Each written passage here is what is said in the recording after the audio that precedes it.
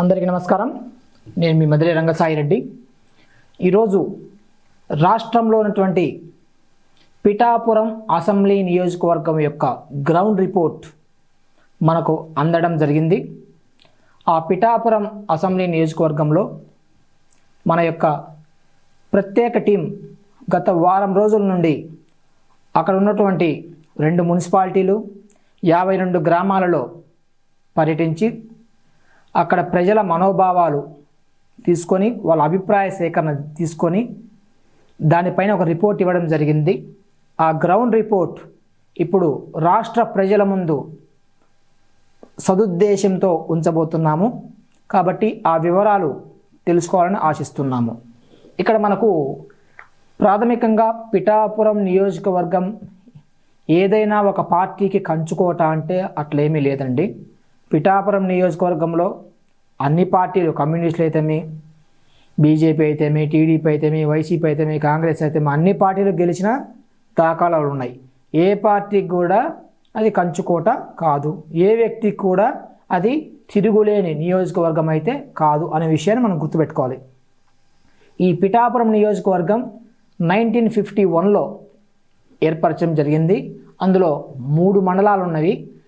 అందులో వచ్చేసి ఓటర్లు 2,30,000 మంది వరకు ఓటర్లు ఆ నియోజకవర్గంలో ఉన్నారు. ఇక్కడ మనకు 2024 ఎన్నికలలో వైఎస్ఆర్సీపీ తరపున వంగా గీత గారు బరిలో నిలిచారు. అట్లాగే కూటమి అభ్యర్థిగా జనసేన ఎవరైతే ఉన్నారో పవన్ కళ్యాణ్ గారు కూటమి తరపున బరిలో నిలిచారు. ఇక్కడ వంగా గీత గారు వచ్చేసి ఆవిడ 2009లో ఆ రోజున ప్రజారాజ్యం పార్టీలో రాష్ట్రంలో గెలిచిన 18 సీట్లలో పిఠాపురం సీటు కూడా ఒకటి అనే విషయాన్ని మనం ఇక్కడ గుర్తుపెట్టుకోవాలి. ఆ రోజు 1000 మెజార్టీతో 1036 ఓట్ల మెజార్టీతో ఆ రోజు వంగా గీత గారు వర్మ మీద గెలవడం అయితే జరిగింది. తర్వాత 2014లో మళ్ళీ వర్మ గారు ఇండిపెండెంట్గా బరిలో నిలబడి 47,000 ఓట్ల మెజార్టీతో 2014లో గెలవడం జరిగింది. ఆ రోజు వైసీపీ 2nd ప్లేస్లో, టీడీపీ 3rd ప్లేస్లో సరిపెట్టుకోవాల్సిన పరిస్థితి అయితే ఏర్పడింది. సరే, ఆ తర్వాత పరిణామాల క్రమాల్లో వర్మ గారు టీడీపీలోకి మళ్ళీ బ్యాక్ రావడం అయితే జరిగింది. ఇక మనకి 2024లోకి వచ్చేసరికైతే దాదాపుగా 70,000 ఓట్ల పైచిలుకు మెజార్టీతో గెలవడం జరిగింది. ఈ మెజారిటీలో భాగంగా అక్కడ ఉన్న టీడీపీ అభ్యర్థి ఎవరైతే ఉన్నారో వర్మ గారి యొక్క సహాయ సహకారాలు చాలా ఎక్కువగా ఉన్నాయని చెప్పేసి పవన్ కళ్యాణ్ గారు అయితేమి, చంద్రబాబు నాయుడు గారు అయితేమి, వర్మ గారు అయితేమి, వాళ్ళ అభిమానులు అందరూ కూడా చెప్పిన విషయమే. ఇది మనందరికీ తెలుసు. ఈ మెజారిటీ గెలుపులో తప్పనిసరిగా వర్మ గారి యొక్క హస్తం అయితే ఉందని మనకు తెలుస్తుంది. కాబట్టి ఇందులో మనం తెలుసుకోవాల్సిన విషయం ఏంటంటే పిఠాపురంలో పవన్ కళ్యాణ్ గారి గెలుపు అనేది కేవలం జనసేన వైపు ఉన్నది మాత్రమే కాదు, అది టీడీపీ వాళ్ళ యొక్క సహాయ సహకారాలు పూర్తిగా ఉన్నాయని మనం అర్థం చేసుకోవాలి. అట్లాగే ఈ పిఠాపురం నియోజకవర్గానికి సంబంధించి పవన్ కళ్యాణ్ గారు చేసిన మంచి, అలాగే పవన్ కళ్యాణ్ గారి ప్రమేయం లేకుండా అక్కడ జరుగుతున్న అనర్థాలను కూడా మనం తెలుసుకునే ప్రయత్నం అయితే చేద్దాం. పవన్ కళ్యాణ్ గారి గురించి ఒక్క మాటలో చెప్పాలంటే ఆయన ఒక గ్రేట్ లీడర్. ఇందులో ఎటువంటి అనుమానం అయితే మనకు లేదు.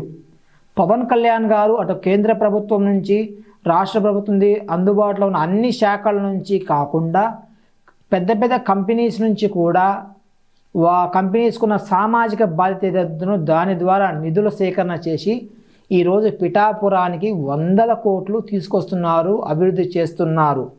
ఇదంతా ఒకవైపు అయితే అక్కడ సమస్యలు విలయతాండవం చేస్తున్నాయి అనేది రెండవ సైడు. ఆ సమస్యలు పవన్ కళ్యాణ్ గారి వచ్చాయా లేకపోతే ఇంకొకరి వల్ల వచ్చాయా అవన్నీ కూడా మనం ఈ వీడియో నెక్స్ట్ అన్నీ డిస్కస్ చేసే ప్రయత్నం అయితే చేద్దాము. ఇక్కడ మనకు ఉన్నది ఉన్నట్టు చెప్పడమే మన యొక్క ఇక్కడ బాధ్యత. లేనిది ఉన్నట్టు భజన చేయాల్సిన పని అయితే మనకు లేదు. ఇందులో భాగంగా ఈ గడిచిన 11 నెలల కాలంలో 100 కోట్ల విలువైన వివిధ రకాల పనులకు పవన్ కళ్యాణ్ గారు శ్రీకారం చుట్టారు. 100 కోట్ల రూపాయలకు ఆ ఒక్క నియోజకవర్గానికి.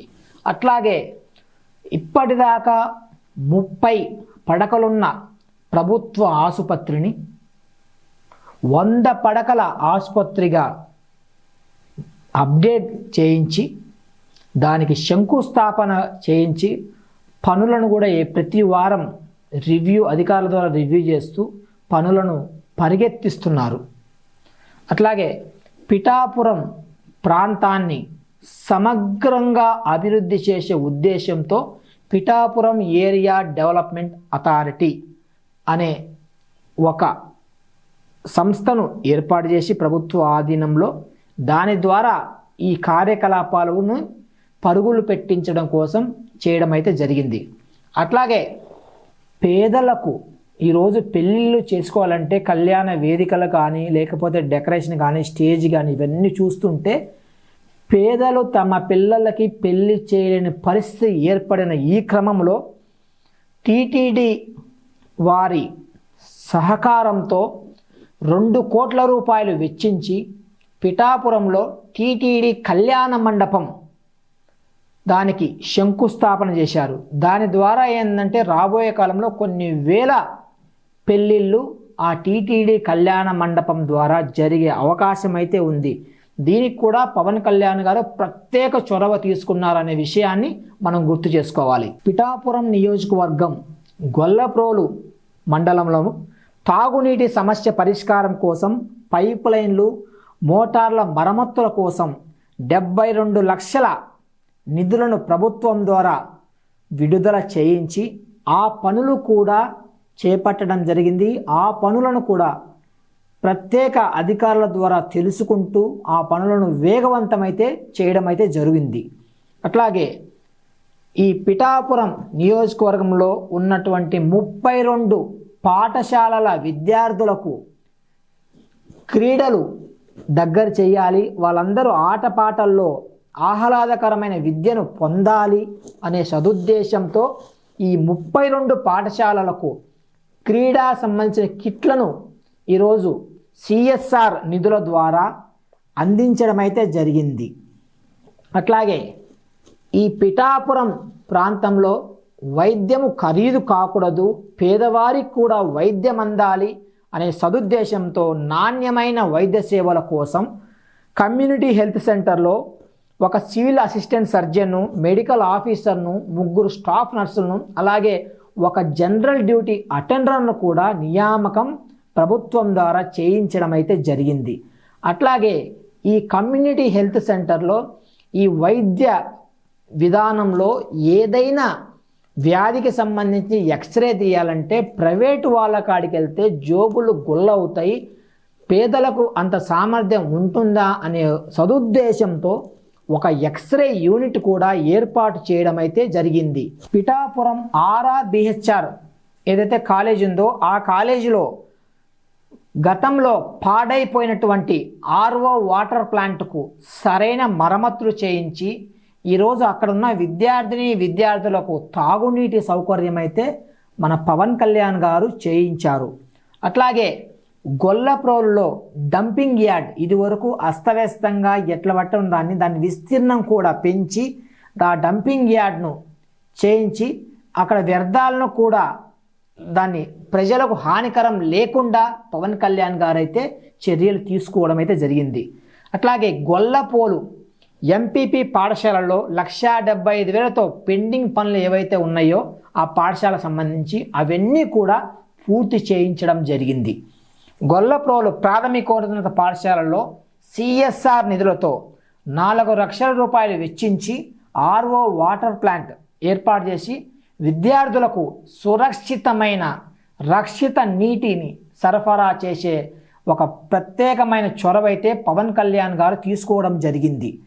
అట్లాగే చేబ్రోలు సాంఘిక సంక్షేమ బాలికల పాఠశాల వసతి గృహంలో కూడా 2 లక్షల రూపాయల సిఎస్ఆర్ నిధులతో RO వాటర్ ప్లాంట్ అయితే ఏర్పాటు చేయడం అయితే జరిగింది.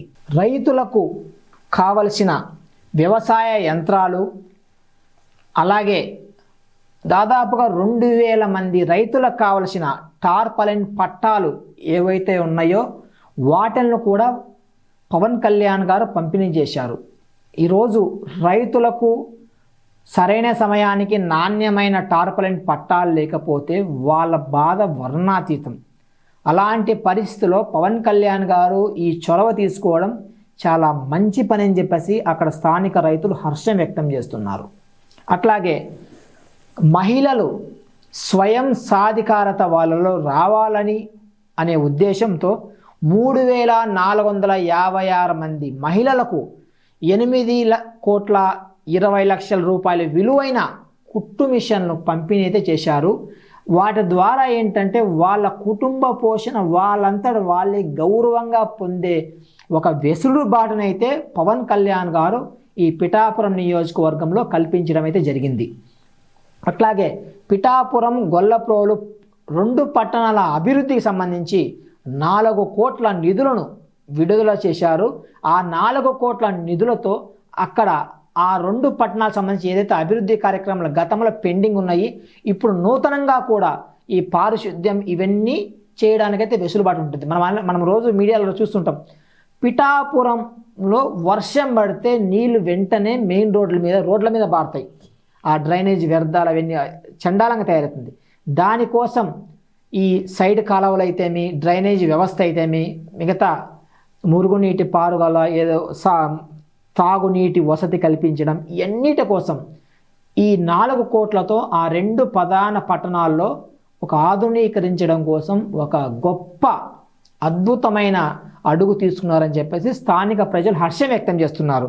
అట్లాగే ఎప్పుడైతే పిఠాపురంలో 2024 జూన్ 12లో అధికారం తీసుకున్నారో ఆ రోజు నుంచి వెంటనే 21 మంది జిల్లా స్థాయి అధికారులతో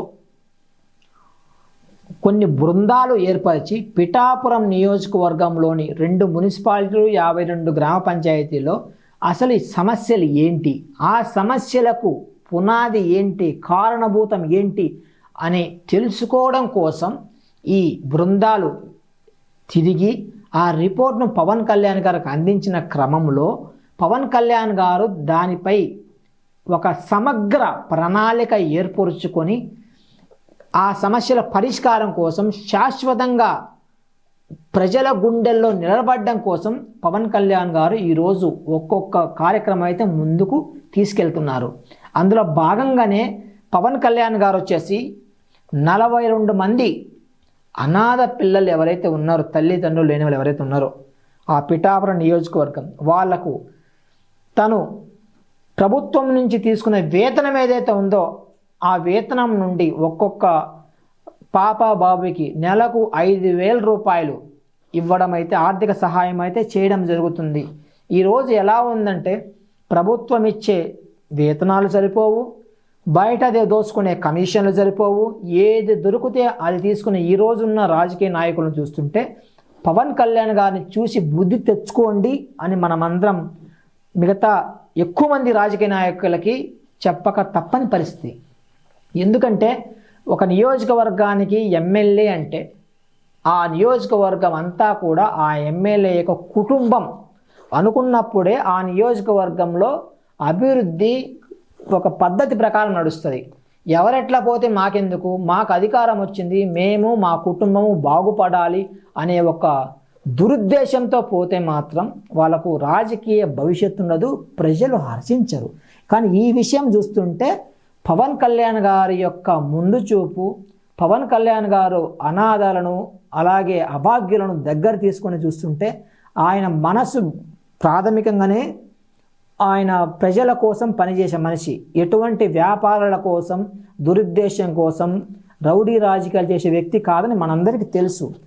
కానీ కొంతమంది ఆయన చుట్టూ ఉన్న వాళ్ళు ఆయన మీద బురజలే ప్రయత్నం అయితే రకరకాలుగా చేస్తున్నారని మనం గమనిస్తూనే ఉంటాం. అట్లాగే ఈ పిఠాపురం నియోజకవర్గంలో పవన్ కళ్యాణ్ గారు అయితే మాత్రం మనస్ఫూర్తిగా 100% ప్రజల కోసమే పనిచేస్తున్నారు. ఇందులో ఎటువంటి సందేహం, అనుమానం లేదు.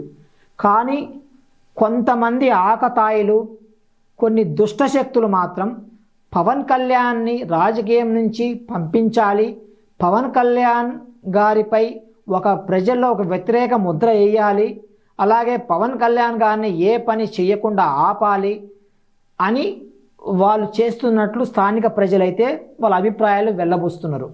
ఇక్కడ అందులో భాగంగా పవన్ కళ్యాణ్ గారి ప్రమేయం లేకుండానే కొన్ని ఘోరాలు, కొన్ని దారుణాలు, కొన్ని సమస్యలు అయితే సృష్టించబడుతున్నాయి. దీనికి ఎవరు బాధ్యులు అనేదైతే పవన్ కళ్యాణ్ గారు ఇప్పటికే సంబంధిత నిఘా వర్గాల ద్వారా తన సమాచారం తెప్పించుకుంటున్నారు. దానికి ఒక ఫుల్ స్టాప్ అయితే పెట్టే అవకాశం అయితే తొందరనే ఉంది.